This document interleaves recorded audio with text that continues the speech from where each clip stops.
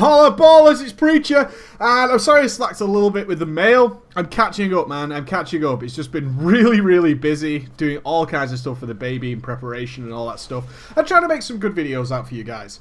Getting back on track after I did that, after I started the mail again, a load of you sent emails in. I'm really thankful. I'll work through them as quickly as possible and try and cover as many as possible. I play some Duke Nukem Forever in the background. I kind of need to retract my statement on the daily that it isn't such a bad game. I instantly loaded into a checkpoint for a certain section of the game that was horrible. Absolutely horrible. And I could totally see now why it's such a hated game, because the beginning of the game I actually thought was fine. Getting into the, I'm guessing this is sort of the last portion of the game in the background. It's not the last boss by any means, but God, it's bad. It's so bad. Forklift trucks, really? Really? Moving boxes? Picking up barrels? Yeah, I don't think so. Anyway, on with the questions. First one came from Kenny, who's a new subscriber. Hello to you, Kenny. And Kenny wrote a really detailed story, and I think that's awesome, first of all, that most of our community actually takes the time to write things clearly and politely. I don't really generally get any emails which are just trash emails. I tend not to get those, which is cool. And he wrote me a story of a tank when we're dealing with these people in a 5-man, relatively simple content, who are just really bad, and they cause you problems. So essentially this comes down to those people who are actually making the group harder by their presence being there, and that's terrible. It's a really bad situation to be in, and it's horrible to think of that situation. So we had people, he was trying to help them because they were doing a lot of things wrong, and ultimately it came down to the paladin, the rep paladin, saying, I'm sick of you telling us how to play, just pull the mobs. If you weren't such a shit tank, we wouldn't die. Now, we can only assume that Kenny is actually a pretty decent tank, and he was noticing a lot of problems going on in the 5-man, and tried to dish out some friendly advice, and of course, that reaction comes. So his question was basically, what do we do in this situation? How do we deal with it? This is a situation that I was punished by very early on in my YouTube career.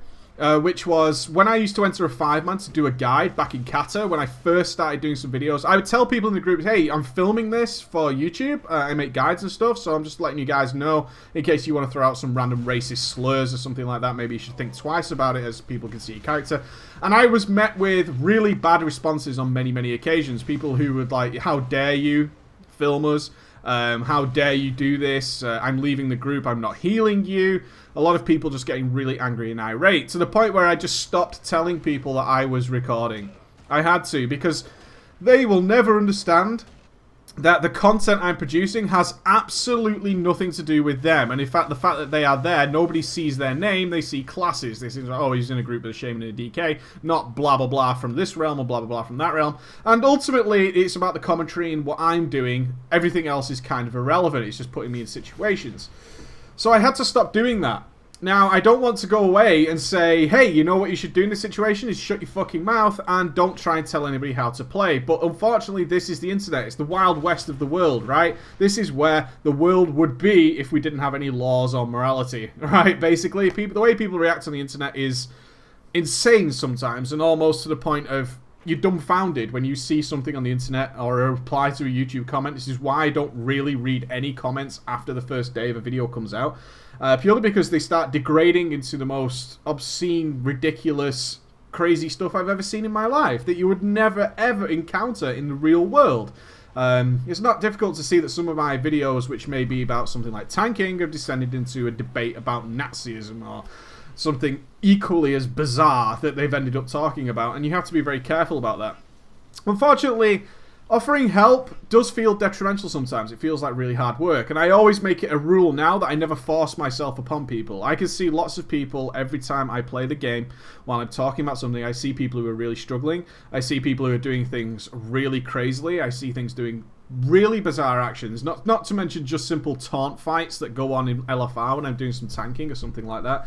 And I don't really say anything, because the internet, again, is going to hit me in the face with a fucking sledgehammer if I try and talk to people. Not everybody is like this. If you are somebody who has that impulsion to help people and be a bit proactive with helping, which means that you'll spot a problem and maybe address it, then you have to be aware and assume that the response you're going to get from that might be really bad. If you're going to say, I'm only helping, that's not what some people hear. You offer help or try and push some help onto people, what they hear is that you are an elitist asshole who thinks he knows everything about this fucking game and you should shut your fucking mouth immediately. That's what they hear. Literally, that's what they hear in their minds, and they will respond in kind. A lot of people hate the idea of being told they are bad. Even if they are. Even if they know it themselves. How many arguments have you got into with stubborn people who are your friends who will refuse to change their opinion despite facts? Okay, it's one of the greatest problems that we face in everyday life is, oh, someone says something to you, saying, no, well, that's not true. Here's the evidence. And they go, no, you're wrong. It's like, well, how am I wrong about this? No, you're wrong. And it's one of the most painful experiences that any person will go through in their entire lives. And it's no different when you're trying to force help on people. If you are having that compulsion, my serious recommendation is you say something light. Something really light. So in the email we had the Ret Paladin was constantly attacking from the front. And you suggested maybe he stands with the pets. In order to understand that he gets more DPS from behind. I would suggest something like, hey, did you know that you can get more DPS if you DPS from behind because you will stop missing so many attacks? And watch the response. If the response is something along the lines of, oh, okay, that's cool. If the response is nothing, I wouldn't say anything again because he's likely to be pissed off that you told him something that he probably already knew, although he didn't. And then also just bear in mind that he might just go shut the fuck up and play the game, which is ultimately what happened here. You gotta be careful, man. Gotta be careful. The internet is a weird place and people react completely out of character. This is why when we always find out who are the people who post really crazy, really violent, really racist, really bigoted comments actually turn out to be the exact epitome of what you'd expect those people to be like. And it's no different in WoW. There's millions of people playing. You just have to be careful. I didn't want to come here and say don't help people. I think that's really bad. But just always be a little bit careful that your help isn't going to be seen as help. And certainly don't try and push a subject if you've told somebody something, even if it's a light comment, and they're not reacting to it or they're just waiting to say something really horrible back to you, because it's going to just come back and bite you in the ass. Alright, guys?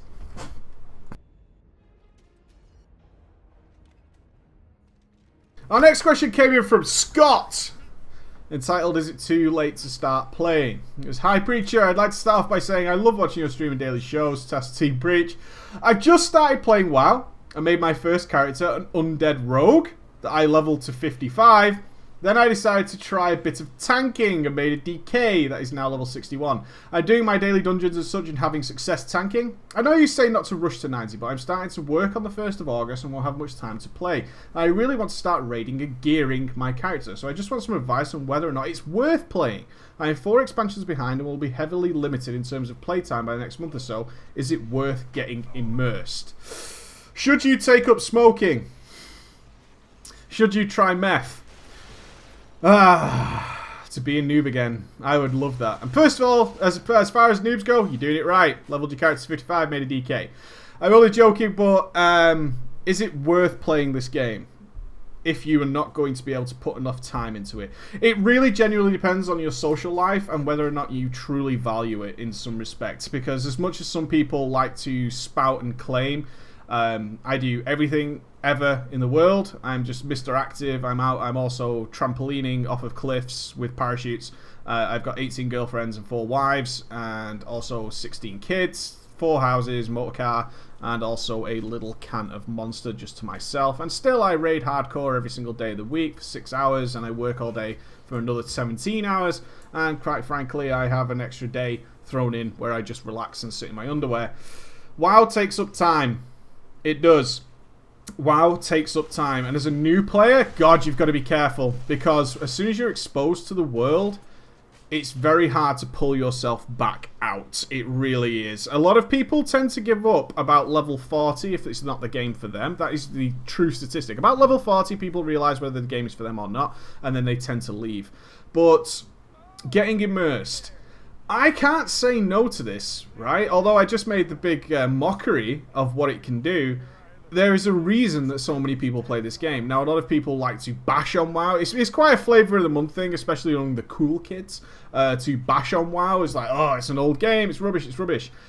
Being 4 expansions behind doesn't mean dick, so let's start with that first of all. Being 4 expansions behind doesn't mean a goddamn thing. Blizzard is very clever in the way that they reinvigorate the game every single expansion so that the previous content is almost irrelevant. Some people might say that is a bad thing, like we need to see scaled up previous content, or I missed certain content. I can't count the amount of people who say to me they wish they had actually experienced things like Shattered Hall's Heroic properly, or had even done any of the TBC 5-mans properly, or ever experienced the Black Temple when it was relevant. Even going so far as Kael'thas Sunstrider, I just realised I listed everything from the Burning Crusade. But there you go. There's a lot of people who would love to experience that. But you can't. So being 4 expansions behind doesn't matter. It doesn't matter if you go back and do these things for transmog. It's not the same. It never will be. Your spells are different for a start. This is why I never really understand people who play level 60 guilds or level 70 guilds or whatever these sort of limited guilds are. Because your characters just play completely differently to how they were at the time. And the encounters were designed around the idea of classes playing as they did then, not as they do now. Certain things like AoE tanking, people take that into for granted, is that we can AoE tank very easily. That was not something that was in the game until Wrath of the Lich King, pretty much. Until late Wrath of the Lich King, if I remember correctly, is the ability to actually hit every mob with a thunderclap, for example, was actually a relatively new thing. So you can't go back and experience that. Therefore, the fact that you missed 4 expansions doesn't mean anything, so don't worry about that. Next question is, should you rush? I know you say not to rush. God, please do not rush.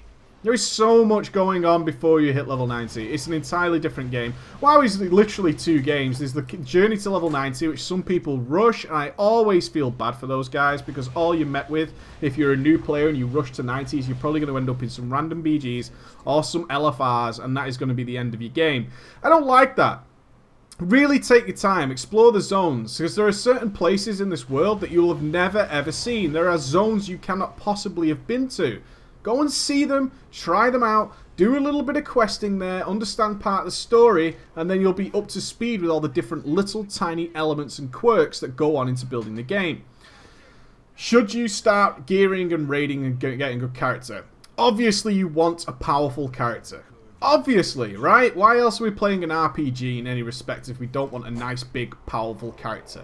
What I'm here to say is, if you're a brand new player, it's going to be a long time before you get to the actual sort of cutting edge style of being a powerful character.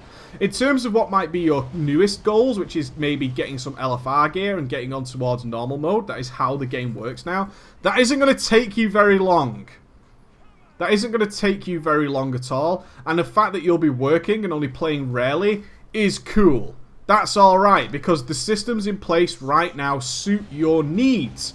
So don't give up on it. Just because you can't spend 10 or 12 hours a day, which a lot of people do when they first start WoW, that's alright. That is fine, because the systems in place at level 90 totally back you up in being able to play that way and still see everything. I would say this. If you're a new player right now, and you're wondering whether it's worth getting into, now is actually your perfect time, because this expansion doesn't have much life left in it. Which means you will get to experience all the Mist of Pandaria content when it's reasonably relevant, either by LFR or doing a couple of normal mode raids, whatever easy poison, and you will get to finish out this expansion and be ready to start doing something the next expansion.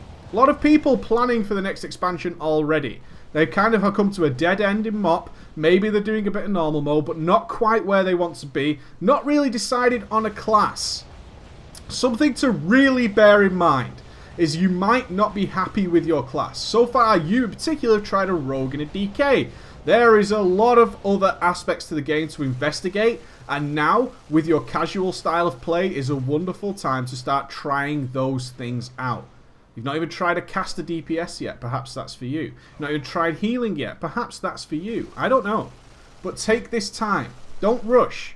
Take your time, be ready for the next expansion. I'm totally endorsing people preparing for the next expansion now. And if you are a new player, come on. You've got so much to do before worrying about making some big, powerful character. Sure, go ahead and do something at level 90. Do a bit of LFR, get experience, find out what a raid looks like.